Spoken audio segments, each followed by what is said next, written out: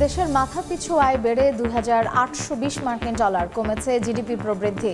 চলতি অর্থ বছরের সাময়িক হিসাব প্রকাশ পরিসংখ্যান ব্যুরোর। 4 দিনের সফরে জাপানের প্রধান উপদেষ্টা যোগ দেবেন নিক্কেই সম্মেলনে। বিনিয়োগ বাড়াতে টোকিওর কাছে $1 কোটি ঋণ সহায়তা চাইবে ঢাকা। বাজেটে থাকছে না ঢালাওভাবে কালো টাকা সাদা করার সুযোগ, শিথিল হচ্ছে শুধু আবাসন খাতে, জানালেন উপদেষ্টা। পুরোপুরি বাতিলের পরামর্শ অর্থনীতিবিদের।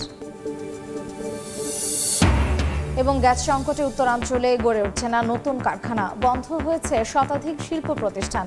বিকল্প জ্বালানিতে বাড়ছে উৎপাদন ব্যয়, সমাধানের পথ খুঁজছে প্রশাসন।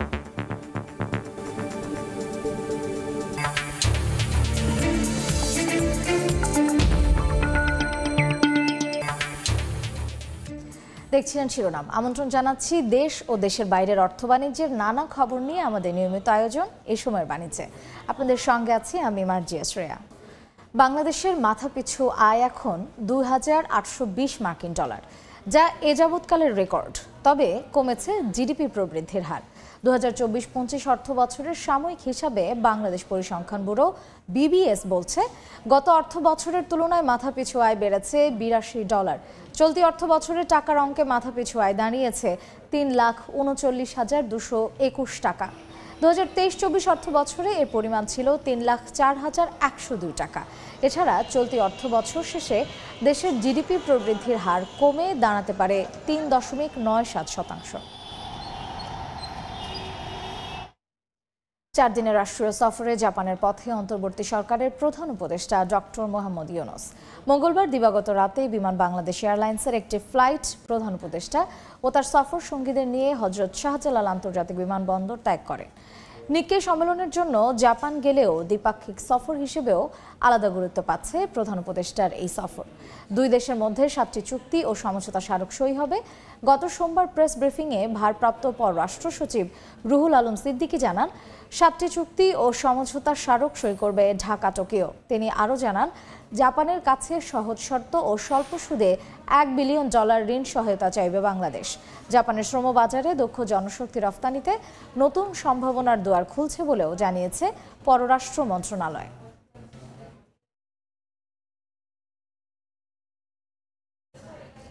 আসছে বাজেটে ঢালাওভাবে কালো টাকা সাদা করার সুযোগ থাকছে না বলে জানিয়েছেন অর্থ উপদেষ্টা সালেহউদ্দিন আহমেদ। আবাসন খাত সংশ্লিষ্টরা বলছেন, কালো নয়, অপ্রদর্শিত অর্থ বিনিয়োগের সুযোগ চান তারা। কালো টাকা সাদা করার সুযোগ পুরোপুরি বাতিলের পরামর্শ অর্থনীতিবিদের। ফরহাদুর রহমানের রিপোর্ট। কালো টাকা স্বাধীনতার পর থেকে জাতীয় বাজেটে বহুল আলোচিত এমন অর্থ সাদা করার বিধান রাখা হচ্ছে। সুযোগ দেয়া সত্ত্বেও খুব সামান্য অংশই কর দিয়ে সাদা করা হয়। আসছে বাজেটে ঢালাওভাবে কালো টাকা সাদা করার সুযোগ থাকছে না। তবে জমি ও ফ্ল্যাট কেনাবেচার ক্ষেত্রে সরকার কিছুটা শিথিলতা রাখতে চায় বলে জানালেন অর্থ উপদেষ্টা। রিয়েল এস্টেটরা আর্গু করছে একেবারে বন্ধ করে দিলে কিন্তু আমাদের যেটা হবে ওদের জন্য, পরে আমাদের লাইন অফিসে তো প্রায় 40 থেকে 50টা শ্রেণী কাজ করে। ঢালাওভাবে থাকবে না, স্পেসিফিক কেসে। এই যে আগে তো কালো টাকা সাদা আপনি 15% করলে আর কেউ জিজ্ঞেস করবে না, ওই রকম এসে থাকবে। আবাসন খাতের ব্যবসায়ীদের দাবি, কালো টাকা নয়, অপ্রদর্শিত অর্থ বিনিয়োগের সুযোগ চান তারা। এক্ষেত্রে মৌজা মূল্যের নিবন্ধন ফি রাখার দাবিও তাদের। আমরা বলি অপ্রদর্শিত আয়, আমরা এই টাকাটাকে এখানে ইনভেস্টমেন্ট করতে বলছি, এটাই হচ্ছে আমাদের দাবি, কিন্তু আমরা কালো টাকা সাদা করার কথা বলি না। তবে কালো টাকা সাদা করার সুযোগকে অনৈতিক ও অলাভজনক বলছেন অর্থনীতিবিদরা। আবাসন খাতে মৌজা ও বাজার মূল্যের জটিলতা নিরসনের পরামর্শ তাদের। এটা নৈতিকভাবে গ্রহণযোগ্য না, এটা অর্থনৈতিকভাবেও লাভজনক না, এবং এটা রাজনৈতিকভাবেও এটা কোনো সুফল আনবে না। প্রচেষ্টাটা যেটা নেওয়া দরকার সেটা হলো যে মূল্যগুলো যে স্থির করা হয়, এগুলোকে যদি বাজারের দামের সাথে সামঞ্জস্যপূর্ণ করা হয়, তাহলে কিন্তু ওই কালো টাকা হয়ে যাওয়ার যে একটা আশঙ্কা থাকে সাদা টাকা আয় করেও, সেটা আমরা কমাতে পারবো। এনবিআর সূত্র বলছে, 2023 সাল পর্যন্ত মোট 11,859 ব্যক্তি 47,000 কোটি কালো টাকা সাদা করার সুযোগ নিয়েছেন। ফরহাদুর রহমান, সময় সংবাদ, ঢাকা। দর্শক, এ বিষয়ে আলোচনার জন্য আমাদের সঙ্গে ভার্চুয়ালি যুক্ত হয়েছেন এনবিআর এর সাবেক চেয়ারম্যান ডক্টর মোহাম্মদ আব্দুল মজিদ। এ সময়ের বাণিজ্যে কথা বলতে যাচ্ছি তার কাছে। এ সময়ের বাণিজ্যে আপনাকে স্বাগত। আসছে বাজেটে তো কালো টাকা সাদা করার একটা আলোচনা রয়েছে। তো কালো টাকা আসলে কিভাবে হয় বা কোন টাকাগুলোকে কালো টাকা বলা হয়, শুরুতে আপনার কাছে এই বিষয়টি জানতে চাইব। ধন্যবাদ। বলা হয়েছে অ্যাকচুয়ালি অপ্রদর্শিত অর্থটাই হচ্ছে কালো টাকা।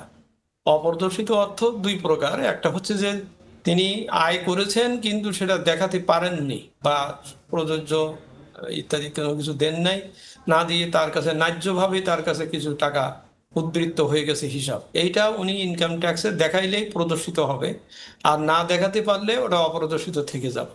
এটা একটা অবহিতভাবে সবসময় একটা স্বাভাবিকভাবে এটা কালো টাকা বললেও এটা অপ্রদর্শিত অর্থ, এটা এই ব্যাপারে কোনো সন্দেহ নাই, ঠিক আছে। কিন্তু আরেক প্রকার কালো টাকা হচ্ছে যে তার আয়ের উৎস মোটেই ঠিক নাই, প্রত্যেকে তিনি এটা পেয়েছেন, এটা দেখাতে পাচ্ছেন না।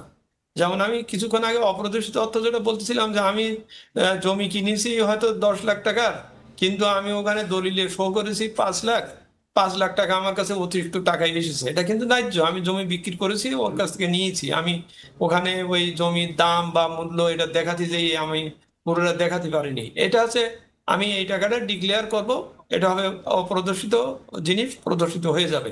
কিন্তু এমন কিছু টাকা আয় আছে যেটা উৎস বলা যাচ্ছে না, বলা যাবে না, হয়তো চুরি গাড়ি করে, ডাকাতি করে, ছিনতাই করে, কোনো কারণে ফাঁকি দিয়ে, দুর্নীতি করে যে টাকা অর্জন করা হয়েছে, যেটার কোনো উৎস ঠিক নাই, বলা যাবে না, যার কোনো ব্যাখ্যা নাই, এইটা এই টাকাগুলোকে, এটাই কালো টাকা।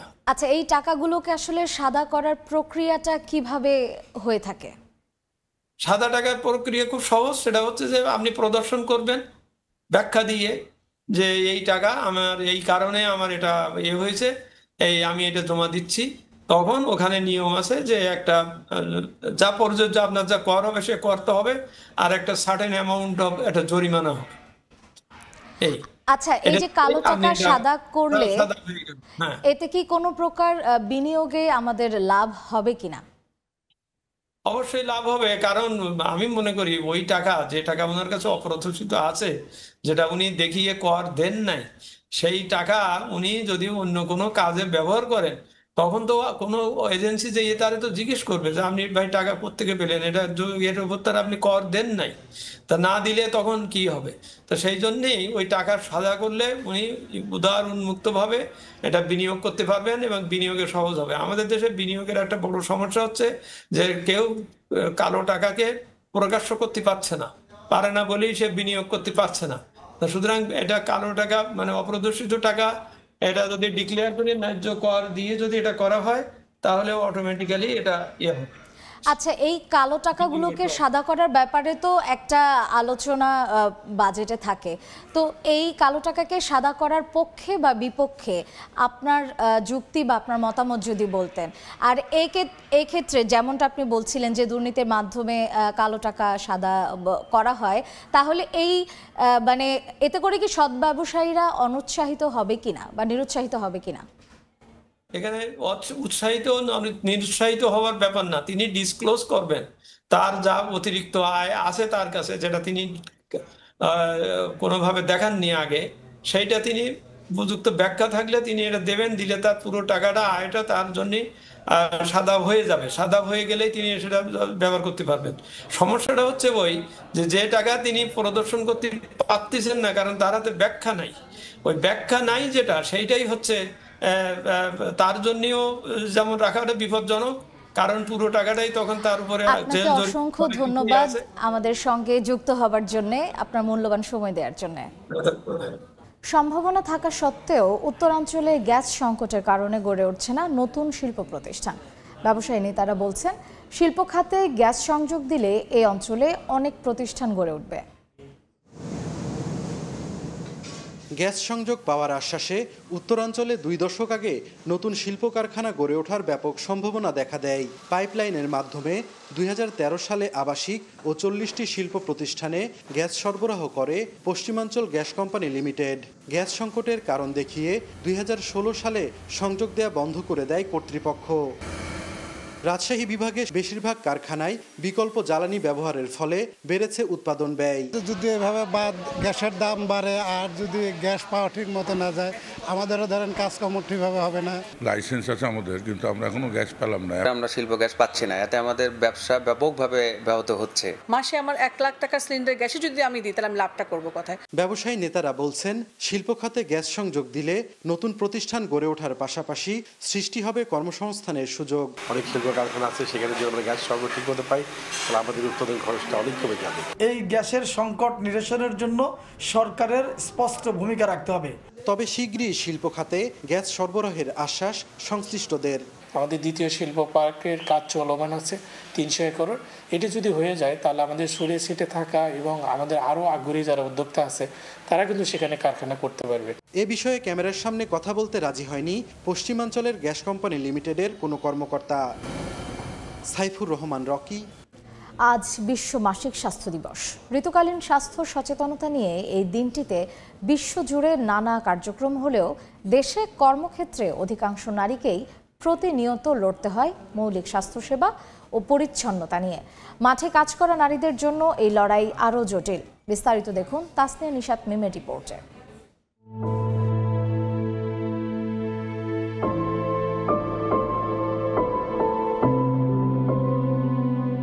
অফিস, রাস্তাঘাট কিংবা মাঠ পর্যায়ে প্রতিটি জায়গায় নারীদের লড়াই শুধু পেশাগত নয়, শারীরিক ও মানসিকভাবেও লড়াই করে যেতে হয় তাদের। বেশিরভাগ কর্মক্ষেত্রে নেই বিশ্রামাগার, নেই স্বাস্থ্য সুরক্ষা নিশ্চিতের সুযোগও। কর্মক্ষেত্রে তাই ঋতুস্রাব হলে নারীরা মুখোমুখি হন নানান বাস্তবতার।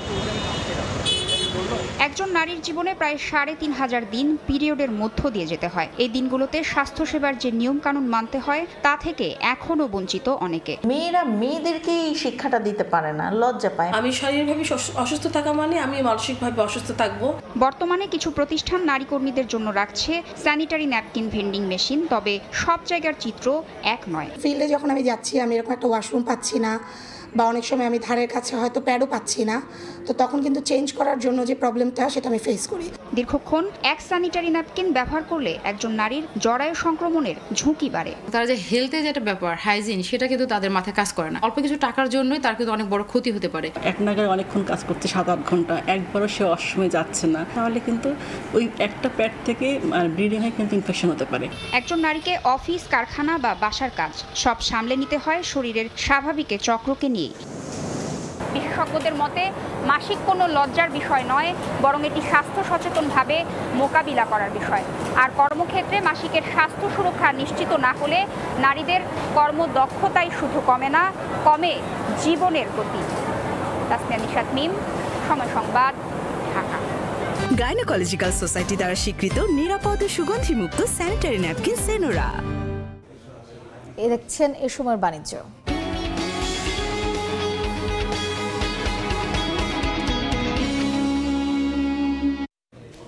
দু একদিনের মধ্যে শুরু হবে কোরবানির পশুর হাট। শেষ মুহূর্তে নিজেদের গবাদি পশুর বাড়তি যত্ন নিচ্ছেন রাজশাহী অঞ্চলের খামারিরা। খাওয়ানো হচ্ছে প্রাকৃতিক খাবার, তবে হাটে ন্যায্য মূল্য নিশ্চিতে ভারত থেকে পশু চোরাচালান বন্ধে কঠোর ব্যবস্থা নেওয়ার দাবি সংশ্লিষ্টদের।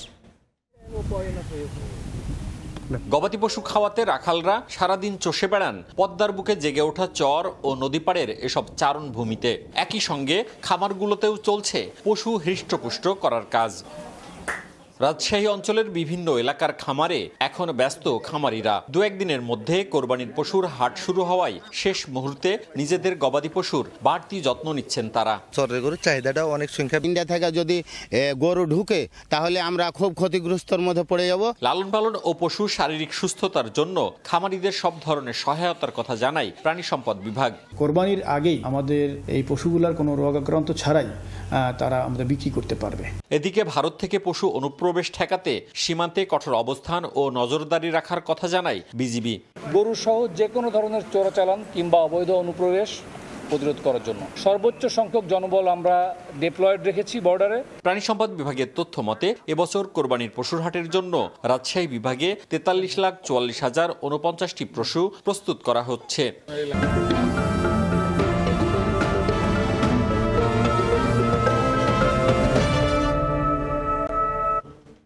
নওগাঁয় শুরু হয়েছে হিমসাগর, ল্যাংড়া, গোপালভোগ জাতের আম বাজারজাতকরণ। এবারে প্রায় 4,000 কোটি টাকা বাণিজ্যের আশা ব্যবসায়ীদের। 500 মেট্রিক টন আম রফতানির ক্রয় আদেশ পেয়েছেন বাগান মালিকরা। রকিবুল ইসলামের ছবিতে এমআর রকের রিপোর্ট। নওগাঁর বাগানগুলোতে থোকায় থোকায় ঝুলছে বাহারি জাতের আম। অপেক্ষা শেষে আজ বাজারে এসেছে সুস্বাদু ল্যাংড়া, গোপালভোগ ও হিমসাগর জাতের আম। জমতে শুরু করেছে আমের বাজার। আশা করি আমরা কৃষকেরা লাভবান হব। এখন কিন্তু 20-30 দিয়ে 4-5 দিয়ে এখন আমের কালার দেখছি ভালোই আছে। এসটি বসাই বা হঠাৎ ট্রিটমেন্ট যদি অটোমেশন করে তাহলে কিন্তু একটা বড় অংশ এক্সপোর্ট করা সম্ভব। কৃষি বিভাগ বলছে এবছর উৎপাদনের লক্ষ্যমাত্রা নির্ধারণ করা হয়েছে প্রায় 4 লাখ মেট্রিক টন। আর সব ঠিক থাকলে প্রায় 4,000 কোটি টাকার বাণিজ্যর আশা কৃষি বিভাগের। কিভাবে রপ্তানি করা যায় সেই ব্যাপারে কৃষি সম্প্রসারণ অধিদপ্তর কোয়ালিটি আম অর্থাৎ উত্তম কৃষি পরিচর্যার মাধ্যমে আম উৎপাদনে সক্রিয় ভূমিকা পালন করছে। অন্য যে কোনো বারের তুলনায় এটা একটা ভালো আমের বাজার ব্যবস্থাপনার উদাহরণ সৃষ্টি হবে। গত বছর নওগাঁ থেকে আম্রপলি, বাড়িফোর ও কাটিমন জাতের 300 মেট্রিক টন আম বিদেশে রপ্তানি হয়। আর এবছর প্রায় 500 মেট্রিক টন আম মধ্যপ্রাচ্য ও চীনে রপ্তানির অর্ডার পেয়েছেন ব্যবসায়ীরা। সুমিষ্ট 23 জাতের আম বাণিজ্যিকভাবে উৎপাদন হচ্ছে নওগাঁয়। নওগাঁর সাপাহার আম বাগান থেকে এমআর রকি, সময় সংবাদ। চট্টগ্রামে ফ্রোবেল একাডেমির আয়োজনে অনুষ্ঠিত হয়েছে স্টিমস ডে। মঙ্গলবার সকালে অনন্যা আবাসিক এলাকায় প্রতিষ্ঠানটির ক্যাম্পাসে এই কার্যক্রমের উদ্বোধন করা হয়। এ সময় বিশেষ অতিথি হিসেবে উপস্থিত ছিলেন চিটাগাং ক্যান্টনমেন্ট লেডিস ক্লাবের সভাপতি রাজিনা মুশফিক। পুরো প্রকল্পটির পরিকল্পনা ও বাস্তবায়নে ফ্রোবেল একাডেমির 8ম শ্রেণীর 36 জন শিক্ষার্থী কাজ করেছে।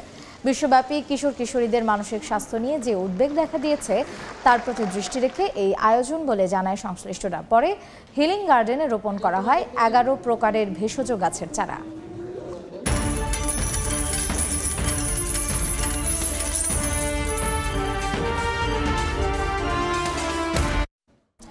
শেভরনকে ভেনেজুয়েলা থেকে অপরিশোধিত তেল রফতানিতে নিষেধাজ্ঞা দিয়েছে যুক্তরাষ্ট্র। এতে ঊর্ধ্বমুখী জ্বালানি তেলের বাজার, পাশাপাশি বেড়েছে প্রাকৃতিক গ্যাসের দামও।